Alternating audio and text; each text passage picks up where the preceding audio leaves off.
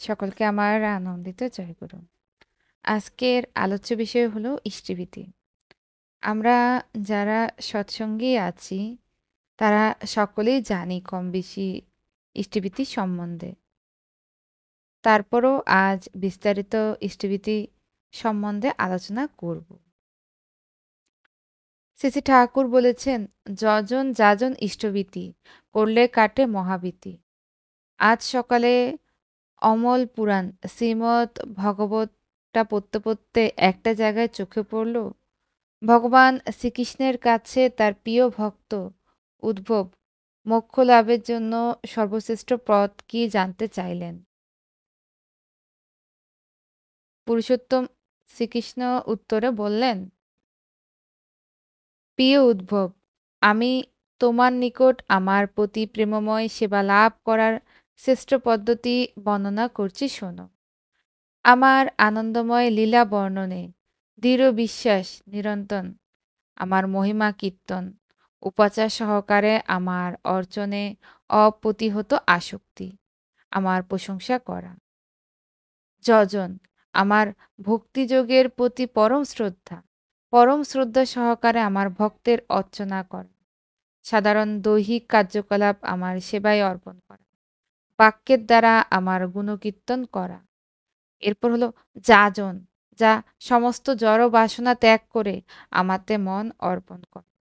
আমার ভক্তিযুক্ত সেবার জন্য অর্থ দান করা। এরপর হলো ইষ্টিভীতি, ব্রত দান যজ্ঞ জপাদি ও তপস্যা আমাকে প্রাপ্ত হওয়ার উদ্দেশ্যে সমস্ত কাম্য কর্ম সম্পাদনই হচ্ছে যথার্থ ধর্মচারণ। পুরুষোত্তম শ্রীকৃষ্ণ কি বলতে চাইলেন একটু গভীরে গিয়ে চিন্তা করলেই বের হয়ে আসছে। শ্রী শ্রী ঠাকুর বলেছেন এক্ষেত্রে, হোস না যোগী হোস না ধ্যানী, গোসাই গোবিন্দ যায় না হোস, যজন যাজন ইষ্টভীতি, না করলে তুই কিছুই নস। তো এই শ্রী শ্রী ঠাকুর একটা ছড়ার মাধ্যমে আমাদের বুঝিয়ে দিয়ে গেলেন, তার সব কিছুই শ্রীকৃষ্ণ গীতায় আমাদের বর্ণনা দিয়ে গেলেন।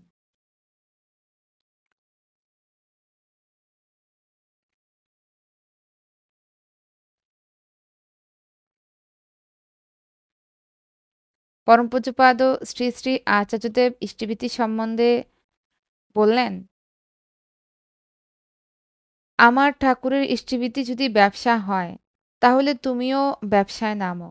তুমিও তেলে ভাজা মুড়ির চপের দোকান খোলো, আমিও তেলে ভাজা মুড়ির চপের দোকান খুলি। তাতে তোমারও বিক্রি হবে, আমারও বিক্রি হবে। যদি ইষ্টিভীতি ব্যবসা হয় তাহলে তোমার নামে ইষ্টিভীতির দোকান খুলো। দেখি তোমার বউ, তোমার শ্বশুর শাশুড়ি শালা শালি তোমার নামে ইষ্টিভীতি করে কিনা। আমার ঠাকুরকে রোজ কোটি কোটি মানুষ ইষ্টিভীতি দেয়, দেখি তোমার নামে কেউ ইষ্টিভীতি করে কিনা। যদি না করে তাহলে আমার ঠাকুরের ইষ্টিভীতি মোটেও ব্যবসা নয়।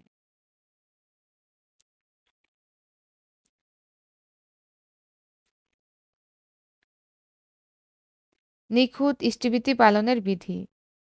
ইষ্টিভীতি করার সময় কোনো স্বার্থবুদ্ধি বা কোনো প্রত্যাশা যেন না থাকে।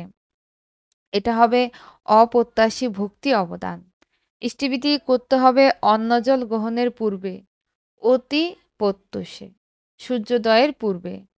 অরুণিশার আগেই করিস রাত্রি শয্যার সকল ত্যাগ, ওই রাগেরই অনুরাগে করিস ইষ্টিভীতির জাগ।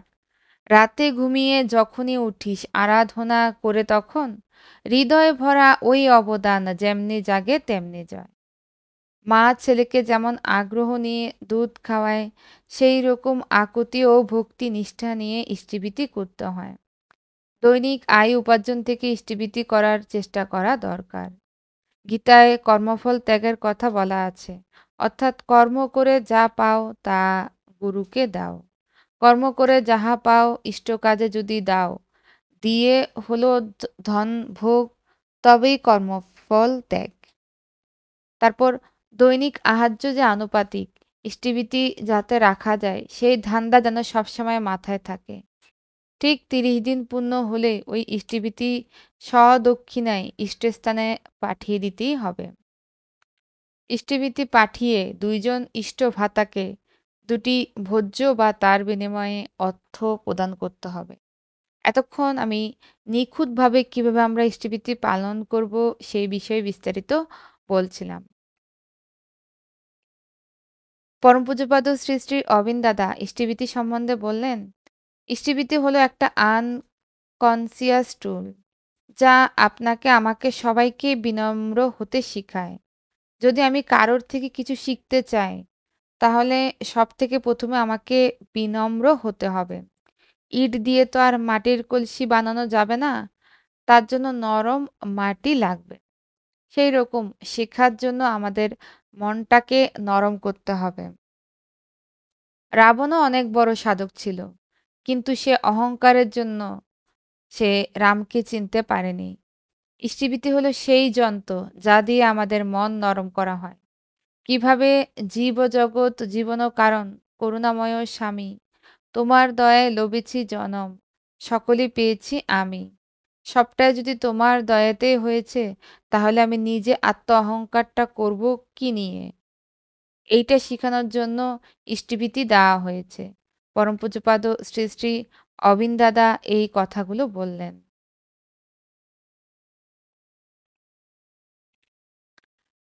ইষ্টভীতি যদি আমরা কাটায় কাটায় নিখুঁত পালন করে থাকি, আমাদের কোনো বিপদ আপদ বলি, যা কিছুই বলি না কেন, সবের থেকে আমরা রক্ষা পরিত্রাণ পেতে পারি। ইষ্টভীতি করতে হয় একদম নিখুঁতভাবে, যাতে মনে কোনো সন্দেহ না থাকে, এবং সেটা রোজ টা নিয়মিত করে তা ৩০ দিনের দিন অর্ঘ্য প্রশস্তি হাতে নিয়ে তা জমা দিতে হবে সুন্দরভাবে।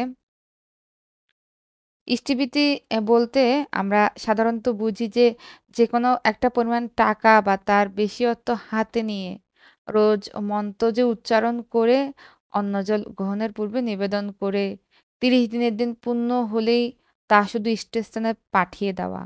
ব্যাপারটা কিন্তু একদমই এরকম নয়। ৩০ দিন পূর্ণ হওয়ার পর আমি যে আমার অর্ঘ্যটা পাঠালাম, সেটার প্রশস্তিটাও আমার হাতে নিতে হবে। আমরা যে ইষ্টভীতি জমা দিই তার প্রমাণপত্র হলো ওই অর্ঘ্য প্রশস্তিটা। যেটা না থাকলে আমরা বলতে পারবো না যে আমি ইষ্টভীতি জমা দিয়েছি।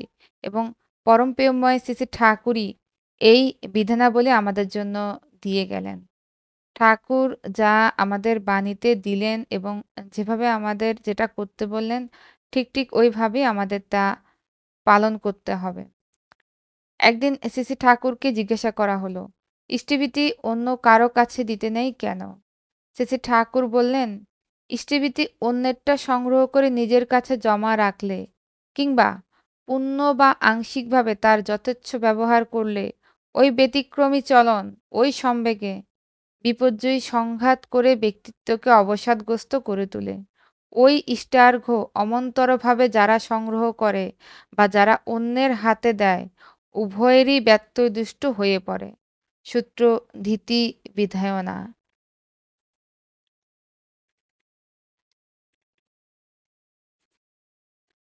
আচ্ছা, দ্বিতীয় বিশ্বযুদ্ধের সময় বার্মায় বোমাবর্ষণের খবর সংবাদ পুড়ে শোক পড়ে শোনাচ্ছেন পরমদয়াল শ্রী শ্রী ঠাকুরের ঋত্বিক আচার্য কৃষ্ণপ্রসন্ন ভট্টাচার্য।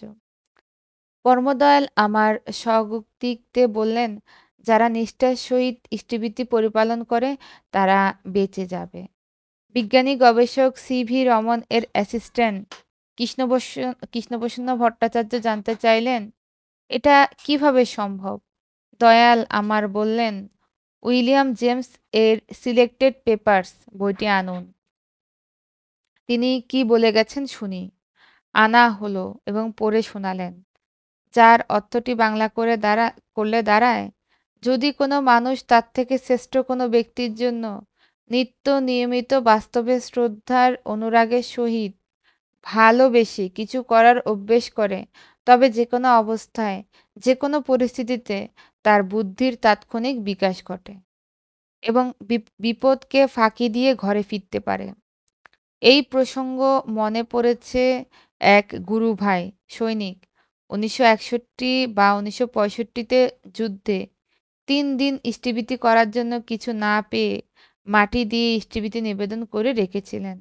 পরে সেই মাটি ঠাকুরের কাছে নিবেদন করেছে। ঠাকুর পরম আনন্দে, পরম আগ্রহে নিজ আঁচল পেতে সেই মাটি গ্রহণ করেছিলেন, যা আজও ঋত্বিক অফিসে সংরক্ষিত আছে। তাহলে এবার বুঝুন ইষ্টভৃতি জিনিসটা কি? আমরা প্রত্যেকেই ঠাকুরের প্রতি শ্রদ্ধা, ভক্তি, প্রেম নিয়ে ইষ্টভৃতি নিবেদন করব। সকলকে আমার রানন্দিত জয়গুরু।